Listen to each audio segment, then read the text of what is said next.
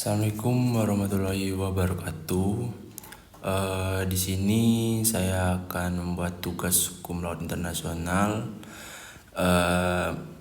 mencakup hukum laut internasional menurut UNCLOS 1982. Pada kesempatan ini saya akan menjelaskan secara rinci mengenai cakupan hukum laut internasional berdasarkan ketentuan dalam United National melalui Konvensi Hukum Laut 1982 atau United National Convention on the Law of Sea atau yang disebut UNCLOS 1982. UNCLOS 1982 merupakan instrumen hukum internasional paling komprehensif yang mengatur pembagian wilayah laut, hak dan kewajiban negara pantai, negara kepulauan, serta kebebasan negara lain di laut nasional. Konvensi ini mulai berlaku pada tahun 1994 dan sering disebut sebagai Konstitusi Bagian Laut. Indonesia telah meratifikasi UNCLOS melalui Undang-Undang Nomor 17 Tahun 1985 hingga ketentuannya mengikat secara hukum bagi Indonesia. Jadi yang pertama ada latar belakang lainnya UNCLOS 1982. Sebelum UNCLOS 1982, hukum laut berkembang melalui kebiasaan internasional dan beberapa konvensi seperti Konvensi Jenewa 1958. Namun perkembangan teknologi eksploitasi laut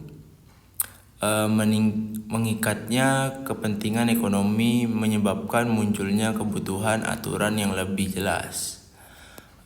UNCLOS 1982 lahir melalui Konvensi Hukum Laut 3 PBB 1973 sampai 1982 untuk mengatur, yang pertama mengatur batas wilayah laut secara pasti, yang kedua menyelesaikan sengketa maritim, yang ketiga mengatur eksploitasi sumber daya alam, yang keempat melindungi laut, yang kelima mengakomodasi kepentingan negara kepulauan. Terus yang kedua pembagian wilayah laut menurut UNCLOS 1982. Yang pertama ada garis pangkal. Sebelum membahas zona laut, penting memahami konsep garis pangkal. Menurut pasal 5 UNCLOS, garis pangkal normal adalah garis air surut terendah sepanjang pantai. Untuk negara kepulauan Indonesia digunakan garis pangkal kepulauan pasal 47 UNCLOS. Garis pangkal ini menjadi titik awal pengukuran zona laut maritim. Terus yang kedua ada perairan pedalaman atau yang disebut internal waters. Diatur dalam pasal 8 UNCLOS, perairan pedalaman adalah perairan di sisi darat dari garis pangkal. Karakteristiknya yang pertama ada negara memiliki kedaulatan penuh, yang kedua sama seperti wilayah daratan, dan yang ketiga tidak ada hak lintas damai bagi kapal asing kecuali diizinkan. Contohnya ada pelabuhan, teluk, dan muara sungai. Terus yang ketiga ada perairan kepulauan atau yang disebut archipelagic water. Diatur dalam pasal 46 sampai 54 UNCLOS, Indonesia diakui sebagai negara kepulauan, yang artinya seluruh perairan berada dalam garis pangkal kepulauan menjadi suatu garis wilayah. Hak negaranya yang pertama ada kedaulatan penuh atas air, dasar laut, dan ruang udara. Namun ada kewajibannya. Kewajibannya yang pertama ada memberikan hak lintas alur laut, kepulauan atau yang disebut archipelagic sea lanes passing. Ini adalah kompromi antar kepentingan kedaulatan dan kebebasan pelayaran internasional. Terus yang keempat ada laut teritorial yang disebut territorial sea.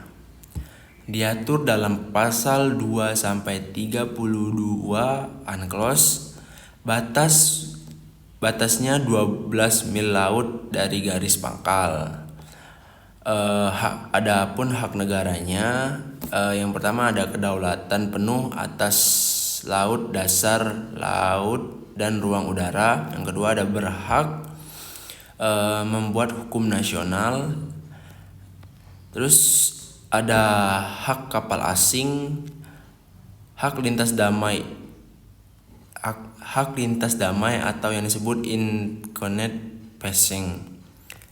Lintas damai tidak boleh mengancam keamanan dan melakukan latihan militer, melakukan siponase, dan melakukan penangkapan ikan. Jika semua itu melanggar, negara pantai dapat mengambil tindakannya. Terus yang kelima ada zona tambahan atau yang disebut continuous zone yang diatur dalam pasal 33 UNCLOS. Batasnya hingga 24 mil laut dari garis pangkal. Negara memiliki kewenangan terbatas untuk mencegah pelanggaran hukum kepabeanan. Yang pertama ada imigrasi, fisikal, dan karantina. Zona ini bersifat preventif. Terus yang keenam ada ZEE atau zona ekonomi eksklusif. Diatur dalam pasal 55 sampai 75 UNCLOS. Batasnya 200 mil laut dari garis pangkal. Di ZEE negara tidak memiliki kedaulatan penuh, tetapi memiliki hak berdaulat atau yang disebut dengan sovereign rights. Hak berdaulat meliputi yang pertama ada eksplorasi dan eksploitasi sumber daya alam, perikanan, minyak dan gas, dan energi angin dan gelombang.